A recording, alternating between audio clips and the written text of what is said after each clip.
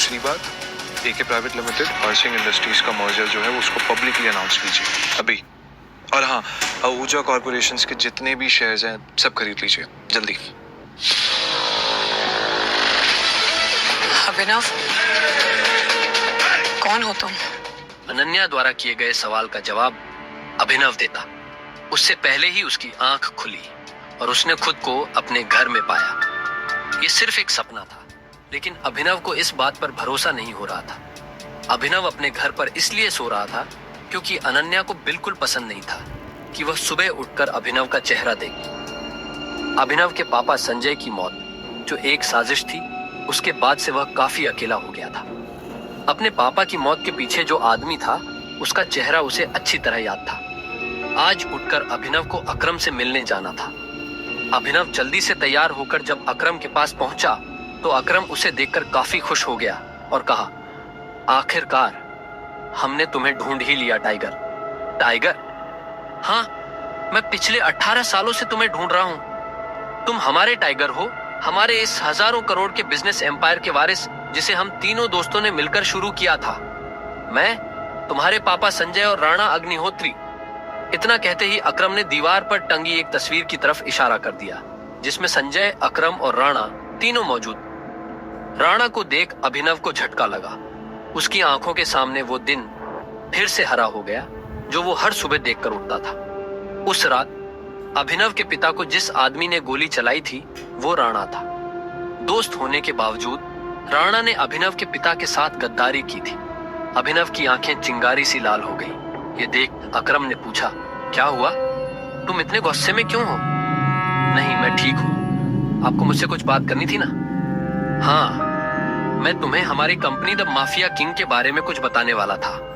हम तीनों ने मिलकर द माफिया किंग को खड़ा किया था, जिसके नाम से पॉलिटिशियन, सेलिब्रिटी और इस देश का बड़े से बड़ा आदमी कांपता था। पर तुम्हारे पापा के जाने के बाद सब बिखर गया।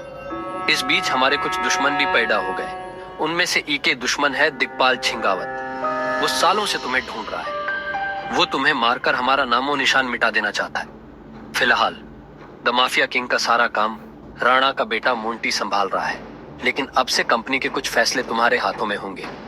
अपने पिता के काम को अब तुम्हें ही आगे बढ़ाना है टाइगर। ये सुनते ही अभिनव हैरान हो गया। कल तक उसकी जेब में 100 रुपये भी नहीं थे और आज अचानक वो हजारों करोड़ की कंपनी का मालिक हो गया था। इसके बाद अभिनव अपनी नौकरी पर गया और वहां उसके बॉस ने उसे खूब सुनाया, क्योंकि कल अभिनव काम पर नहीं आ पाया था, जिसके कारण उसके बॉस को बहुत नुकसान हुआ। बात यहाँ तक पहुँच चुकी थी कि उसके बॉस ने उसे नौकरी से निकाल दिया। इसके बाद अभिनव ने अपने बॉस से कहा, ठीक है, मैं जा रहा हूँ। इस महीने जो मैंने काम किया उसकी सैलरी दे दीजिए। कल जो तेरी वजह से हमारा नुकसान हुआ, अगर मैं उसकी भरपाई तेरी सैलरी से भी करूं तो भी नहीं होगी। शुक्रमना मैं वो नहीं मांग रहा हूं। अब निकल यहाँ से। ये आप क्या बोल रहे हो? मैंने पूरे महीने काम किया है।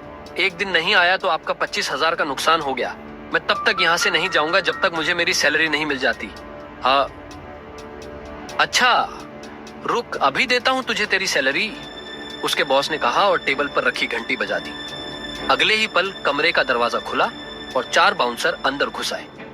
उठाकर पटकाओ, बाहर इसको। बॉस के मुंह से ये सुनते ही वो चारों ने अभिनव पर धावा बोल दिया, लेकिन इससे पहले उनमें से कोई अभिनव पर हमला कर पाता, अभिनव ने उन्हें पटकनी दे दी। देखते ही देखते बॉस के सारे आदमी ढेर हो गए थे। बॉस यह देख हैरान रह गया था। अभिनव अब सीधा बॉस के पास आया और बोला, चुपचाप मेरी सैलरी दे दो। बॉस ने घबराहट में अपने ड्रॉर में से चेक निकाला और उस पर अमाउंट भरकर कांपते हाथों से अभिनव को थमा दिया। अभिनव ने चेक देखा और ऑफिस से बाहर निकल गया। इधर अभिनव जब ऑफिस से बाहर पहुंचा तो उसे एक अनजान नंबर से कॉल आया। अभिनव ने कॉल उठाया और बोला, हेलो हेलो टाइगर, अकरम बोल रहा हूँ। हाँ कहिए। टाइगर, मुझे तुम्हें किसी से मिलवाना है। वो हमारे माफिया वर्ल्ड का एक बहुत बड़ा नाम है और साथ ही तुम्हारे पापा और मेरा जिगरी यार बलराज। मैं चाहता हूँ बलराज को पता चल जाए कि टाइगर लौट आया है, इसलिए शाम को डिनर के लिए होटल सफायर पहुंच जाना। मैं तुम्हें एड्रेस भेज रहा हूँ। अकरम के मुंह से बलराज का नाम सुनते ही हैरान हो गया। उसने बलराज का नाम पहले भी सुना था। इस शहर में बलराज का नाम बच्चा बच्चा जानता था और हर आदमी उसके नाम से कांपता था।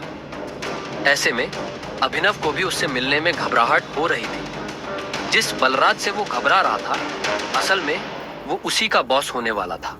आगे की कहानी जानने के लिए देखिए अगला एपिसोड सिर्फ पॉकेट एफएम के यूट्यूब चैनल पर।